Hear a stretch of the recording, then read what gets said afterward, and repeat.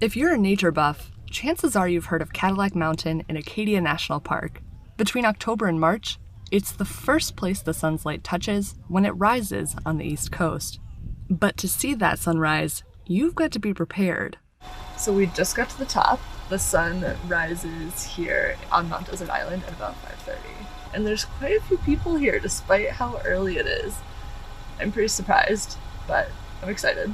Park officials say these crowds don't compare to past years, when as many as 450 cars could be vying for just 170 parking spots. When we're no longer able to get emergency vehicles to the top of the mountain, that's when we have to close it. And so we have not had to close that road even once this year. What changed? The park introduced a timed entry system. We have our vehicle reservation and we have a park pass. Now, visitors must reserve tickets in advance and show them to a park ranger to be admitted. It only costs $6 per vehicle to get to the top. But once most spots open up 2 days in advance, they go quickly. 2 minutes before 10, I was already trying to click to make sure I get on. It's like Rise of the Resistance at Disney World. Some guests approve of the new process.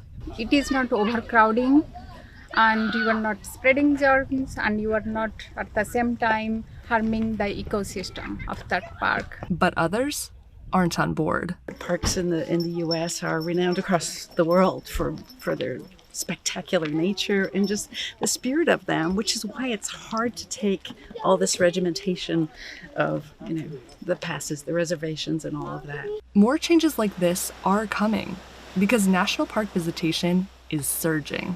Sand Beach is another of the most popular destinations at Acadia National Park, and you can see why. It's another one of the locations under consideration for a ticketed entry system. Visitation at Acadia National Park has been rising for years, and in just the first 7 months of 2021, the park has seen 23% more visitors than in record-setting 2019.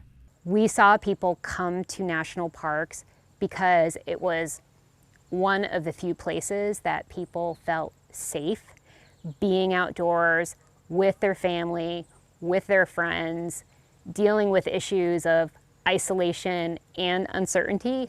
It's the same nationwide, with much of the congestion concentrated in the most popular parks. Preliminary numbers show that this is going to be one of our busiest summers yet in the 100+ year history of the National Park Service. What are you hearing from your parks and their visitors about the side effects of having so many visitors this year?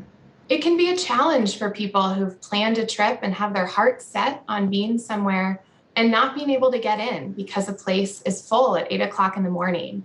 It's gotten so busy that Congress recommended other parks implement reservation systems like Acadia's, if they haven't already. There can be benefits to high visitation, especially for business owners. It is crazy busy. The floodgates opened, was a deluge of tourism here, and it has continued unabated.